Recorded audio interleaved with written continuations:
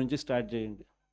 మనం ఈరోజు చూసేది యూత్ అధ్యక్షుడిగా, నియోజకవర్గం ఇన్ఛార్జిగా, యూత్ అధ్యక్షుడిగా ఫస్ట్ అడిగే ఇది. మీ చివరి అడుగు ఎమ్మెల్యే కావడం, అది గుర్తుపెట్టుకోండి.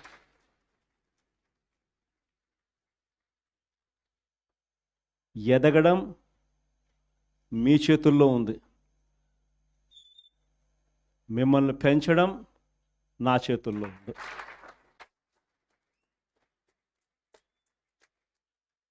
కానీ మీరు పెరగాలి అని అంటే నేను చెప్పిన ఈ 3 గుణాలు లేకపోతే ఎవరు పెరగరు. ఈ 3 గుణాలు ఉండాలి. ఈ 3 గుణాలను పెంచుకోవాలి. పెంచుకున్న దాంతో అసెస్ చేసుకోవాలి. ప్రతి నియోజకవర్గ ఇన్ఛార్జ్కు ఇది ఒక ఛాలెంజ్ ఇస్తున్నా. ఈ రోజు నుంచి 6 months టైం తీసుకోండి. మండల్ కమిటీస్ ఫామ్ కావాలి. దానికి తగ్గట్టుగానే కాన్స్టిట్యున్సీ హెడ్ క్వార్టర్స్లో వార్డ్ కమిటీస్ ఫామ్ కావాలి. దానికి తగ్గట్టుగానే మండల్ కమిటీస్ ఫామ్ కావాలి. దానికి తగ్గట్టుగానే గ్రామ కమిటీస్ ఫామ్ కావాలి. గ్రామ కమిటీసు, మండల్ కమిటీసు, మున్సిపాలిటీల్లో వార్డు కమిటీసు మొత్తం మీ ఆధ్వర్యంలోనే ఉన్నాయి. మొత్తం మీ ఆ చేతుల్లోనే ఆర్గనైజేషన్ ఉంది. ఆర్గనైజేషన్ చేసేటప్పుడు ధ్యాస పెట్టండి, బుర్ర పెట్టండి. కెపాసిటీ ఉన్న వాళ్ళని తీసుకొచ్చే కార్యక్రమం మొదలుపెట్టండి. ఎదగడానికి ఎవరైతే సిద్ధంగా ఉన్నారో వాళ్ళని ఆర్గనైజేషన్లోకి తీసుకొని వచ్చే కార్యక్రమం చేయండి. వైఎస్ఆర్సీపీ ప్రతి గ్రామంలో ఉంది. సిమిలర్లీ జిల్లా అధ్యక్షులకు చెప్తా ఉన్నా, అసెస్ చేసుకోండి. ఎవరికి చెప్పాల్సిన పనులా, నేను మీకే ఇచ్చి పెడతా ఉన్నా. ఎందుకంటే మీరు ఎదగాలి. పర్యవేక్షించండి. నియోజకవర్గ స్థాయిలో ఉన్న యూత్ అధ్యక్షులు ఎలా పర్ఫామ్ చేస్తూ ఉన్నారు, వాళ్ళకు చేదోడు వాదోడుగా ఉండండి, వాళ్ళకు తోడుగా ఉండండి, గైడెన్స్ ఇవ్వండి, సలహాలు ఇవ్వండి, చేయి పట్టుకొని నడిపించండి. కమిటీస్ అన్నీ పర్ఫెక్ట్గా అయ్యేట్టుగా చూసుకోండి. ఈ ప్రోగ్రామ్స్ కన్నిటికీ కూడా ఫర్దర్ సూపర్విజన్ ఉండడం కోసం అని చెప్పి వర్కింగ్ ప్రెసిడెంట్లుగా, జోన్లకు వర్కింగ్ ప్రెసిడెంట్లుగా కూడా తీసుకొచ్చే కార్యక్రమం చేయబోతా ఉన్నాం. వర్కింగ్ ప్రెసిడెంట్లుగా వచ్చే వాళ్ళను యంగ్ ఎమ్మెల్యేలు ఎవరైతే ఆల్రెడీ మన పార్టీలో ఉండి నేను ఎలక్షన్లో ఓడిపోయిన పరిస్థితుల్లో ఉన్న యంగ్స్టర్స్, యంగ్ ఎమ్మెల్యేలు ఎవరైతే ఉండారో, ఆర్గనైజేషన్ తెలిసిన వాళ్ళు, ఆర్గనైజేషన్ పరంగా మిమ్మల్ని సరిగ్గా గైడ్ చేయగలిగిన వాళ్ళు, మిమ్మల్ని కూడా తోడుగా మీకు నిలబడగలిగిన వాళ్ళు. ప్రతిపక్షంలో ఉన్నాం కాబట్టి కేసులు పెట్టించుకోవాల్సి వస్తుంది. కేసులు పెట్టించుకునేటప్పుడు మీకు అండగా తోడుగా కేసులు పెట్టించుకున్నా పర్వాలేదు, ఈ రకంగా కేసులు పెట్టినా కూడా ఈ రకంగా దాన్ని మనం మెనూవర్ చేయొచ్చు, ఈ రకంగా వ్యవస్థలన్నీ మనకు తోడుగా ఉంటాయి, పార్టీ ఈ రకంగా మీకు అండగా ఉంటుంది అని భరోసా ఇచ్చేందుకు యంగ్ ఎమ్మెల్యేలను వర్కింగ్ ప్రెసిడెంట్గా కూడా తీసుకొచ్చే కార్యక్రమం చేస్తా ఉన్నాం. సిద్ధార్థ్ కూడా ఒక జోన్కు అదే మాదిరిగా వర్కింగ్ ప్రెసిడెంట్గా ఉంటాడు. సిమిలర్లీ ఈస్ట్ వెస్ట్కు, ఉత్తరాంధ్రకు, కృష్ణా గుంటూరుకు, ఈ రకమైన జోన్లకన్నిటికీ కూడా వర్కింగ్ ప్రెసిడెంట్లుగా యంగ్ ఎమ్మెల్యేలను కంటెస్ట్ చేసిన వాళ్ళను కూడా తీసుకొచ్చే కార్యక్రమం చేస్తా ఉన్నాం. ఆర్గనైజేషన్ పరంగా యూత్ కానీ, మహిళ కానీ, స్టూడెంట్ కానీ, రైతు కానీ, ఈ 4 చాలా బలంగా ఉండాలి. తర్వాత ఎస్సీ ఆర్గనైజేషను, ఎస్టీ ఆర్గనైజేషను, బీసీల ఆర్గనైజేషన్, ఇవన్నీ కూడా ఇవే స్థాయిలో ఇంతే బలంగా తయారు కావాలి. ప్రతిపక్షంలో ఉన్నప్పుడే ఇవన్నీ బలంగా మనం తయారు చేసుకునే వెసులుబాటు మనకు ఉంటుంది. వెసులుబాటులోకి రావాలి. ఆర్గనైజేషన్లో ఉన్న ప్రతి ఒక్కడు సోషల్ మీడియాలో ఆటోమేటిక్లీ ఎంపానల్ కావాలి. సోషల్ మీడియాలో మీ ఫోన్ అన్నది ఈరోజు యుగంలో మీ దగ్గరున్న గన్ను. ఈరోజు యుగంలో, ఈ సోషల్ మీడియా యుగంలో మీ దగ్గరున్న ఏకైక వెపన్, ఏకైక గన్ను మీ ఫోను. ఆర్గనైజేషన్ పరంగా మీరు దాంట్లో ఎంపానల్ అయిపోయి ఉండాలి. మీతో పాటు మీరు క్రియేట్ చేసి ఆర్గనైజేషన్ గ్రామస్థాయి దాకా కూడా ఆ ఆర్గనైజేషన్లో పార్టీ కావాలి. ప్రతి ఒక్కరి చేతిలోనూ కూడా మీకు అన్యాయం జరిగితే ఆ అన్యాయం నాకు జరిగింది అని చెప్పి మీరు ఆ మాధ్యమంలో మీరు చెబితే ఆ మాధ్యమం ద్వారా పార్టీ హైకమాండ్ మా దాకా కూడా తెలియడమే కాకుండా రాష్ట్ర వ్యాప్తంగా ఉన్న మొత్తం వైఎస్ఆర్సీపీ శ్రేణులందరికీ కూడా ఈ మెసేజ్ వెళ్ళిపోవాలి. ఎవరికి ఎక్కడ ఏ అన్యాయం జరిగినా కూడా మొత్తం పార్టీ తనకు తోడుగా నిలబడే కార్యక్రమం జరగాలి. ఇది విజన్. నా జిల్లా ప్రోగ్రాములు కూడా మళ్ళీ ఉంటాయి. నా ప్రోగ్రాంతో పాటు చివరిలో నా పాదయాత్ర కూడా ఎట్టగో జరుగుతుంది.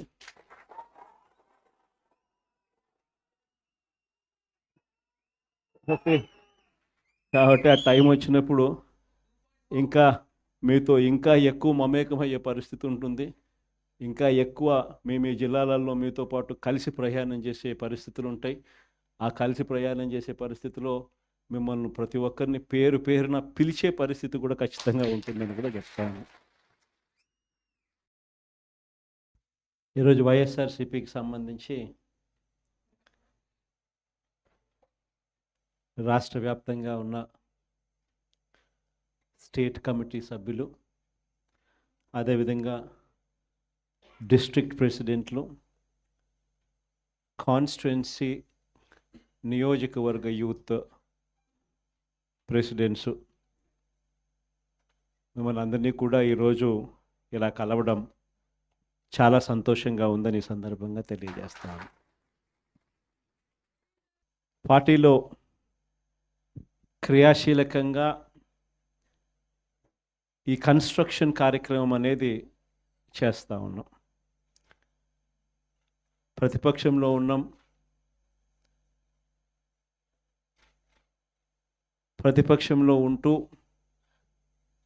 ప్రభుత్వం పనిచేస్తూ ఉన్న విధానాన్ని ప్రశ్నిస్తూ ప్రభుత్వం ఇచ్చిన హామీలను ఆ ప్రభుత్వం ఎగరగొడతా ఉన్న నేపథ్యంలో ఆ ప్రభుత్వాన్ని గట్టిగా నిలదీస్తూ నిద్రపోతా ఉన్న ఈ ప్రభుత్వాన్ని మేలుకొల్పే ప్రయత్నం గట్టిగా చేస్తూ ఉన్నాం. చేసే ఈ ప్రక్రియలో ఆర్గనైజేషన్ పరంగా ఇంకా మనం బలంగా ఎదగాలి. ఎదుగుదల అన్నది ఎందుకు అవసరము, ఎందుకంత ఇంపార్టెంటు అన్నది క్లుప్తంగా చెప్తాం. ఈరోజు మన పార్టీని చూసినప్పుడు చాలామంది ఎమ్మెల్యేలు కొత్త వాళ్ళే. మన పార్టీ వచ్చినప్పుడే 2011లో మన పార్టీ మనం స్థాపించిన పరిస్థితుల మధ్యలో గమనిస్తే నేను అప్పట్లో కాంగ్రెస్ పార్టీ నుంచి బయటకు వచ్చిన. నేను బయటకు వచ్చినప్పుడు నాతో పాటు వెనకాల ఎవరు లేరు. నేను మా అమ్మ ఇద్దరం మాత్రమే బయటకు వచ్చినాం. అక్కడి నుంచి మొదలైంది ప్రస్థానం. నాతో పాటు కొంతమంది నాయకులు, నా మీద వ్యక్తిగతంగా అభిమానం ఉన్న నాయకులు కొంతమంది, మా కడప జిల్లాల నుంచి మరి ముఖ్యంగా కొంతమంది నాయకులు నాతో పాటు రావాలని అడుగులు ముందుకేశారు. నేనన్నా, నా పరిస్థితి ఏమిటో నాకే అర్థం కావడం లేదు. అందరూ అంటా ఉన్నారు కేంద్రంలో కాంగ్రెస్ పార్టీతో ఢీకొంటా ఉన్నావు, రాష్ట్రంలో ముఖ్యమంత్రితో ఢీకొంటా ఉన్నావు కాంగ్రెస్ పార్టీతో. ఇలాంటి పరిస్థితుల్లో నా పరిస్థితి అగమ్య గోచరంగా ఉన్నప్పుడు నేను మిమ్మల్ని నాతో పాటు రమ్మని చెప్పి నేను చెప్పలేను. దేవుడు ఆశీర్వదించి నేను ఎదిగినప్పుడు, నేను బాగున్నప్పుడు అప్పుడు రండి అని చెప్పి కొంతమందికి చెప్పిన. ఇట్లా రాష్ట్రం వైపు తిరిగి చూస్తే ఎవ్వరూ లేరు వెనకాల. కేవలం నేను, నాతో పాటే అమ్మ, మేము మాత్రమే ఉన్నాం. ఆ ప్రస్థానం అక్కడి నుంచి మొదలైంది. కానీ రాజకీయాలలో ఎప్పటికీ కూడా విలువలు, విశ్వసనీయత ఇవి మాత్రం ఎక్కడా ఎప్పుడూ తగ్గనేలా. ఎన్ని కష్టాలు వచ్చినా కూడా ఇటువైపు చూస్తే పొలిటికల్ ఒబ్లీవియన్ అంటారు, ఏ రోజు కూడా కాంప్రమైజ్ కాల. విలువలు, విశ్వసనీయత అన్న దానికి మాత్రం పెద్ద పీట వేశాం. విలువలు, విశ్వసనీయత అన్నది ఎట్లాంటి పరిస్థితిలో ఉన్నా కూడా ఏ రోజు కూడా అవి ప్రశ్నించే పరిస్థితిలో ఏ రోజు రాజకీయాలు ఎప్పుడు చేయాల. అక్కడి నుంచి సాగింది రాజకీయ ప్రయాణం. ఆ తర్వాత నాతో పాటు 18 మంది ఎమ్మెల్యేలు కాంగ్రెస్ పార్టీ వీడి నాతో పాటు రావాలన్నారు. అందరినీ పదవులు రాజీనామా చేయమన్నా. రాజమోహన్ రెడ్డి ఎంపీ నాతో పాటే వస్తానన్నాడు. అన్న రాజీనామా చేయన్న. రాజీనామా చేశాడు, వచ్చినాడు. బై ఎలక్షన్ జరిగింది. నా ఎలక్షన్ బై ఎలక్షన్, అమ్మ election by election, Rajamohan Reddy election by election. నా ఎలక్షన్లో 5,40,000 మెజారిటీ. ఆ 14th లోక్సభలో హైయెస్ట్ మెజారిటీ వచ్చింది మీ అన్నకే, జగన్కే. ఆ రోజు మనం ప్రమాణ స్వీకారం చేసేటప్పుడు పార్లమెంట్లో ప్రతి తల్లా కూడా మన వైపే తిరిగి చూస్తుంది. Highest majority in the 14th Lok Sabha. కానీ జీర్ణించుకోలేని పరిస్థితిలో మన మీద అంతే పగబట్టడం కూడా ఆ మెజారిటీని చూసి అనుకోండి, అది వేరే విషయం.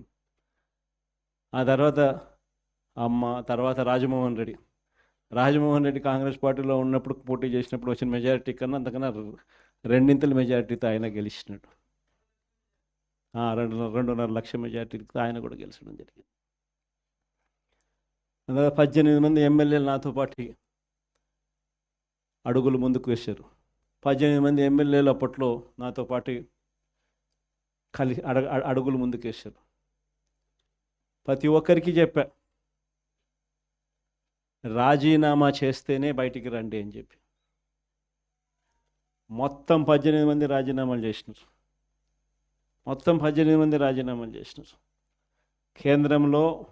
కేంద్రంతో వ్యతిరేకంగా పోరాటం, రాష్ట్ర ప్రభుత్వానికి వ్యతిరేకంగా పోరాటం. 18 మంది రాజీనామా చేసి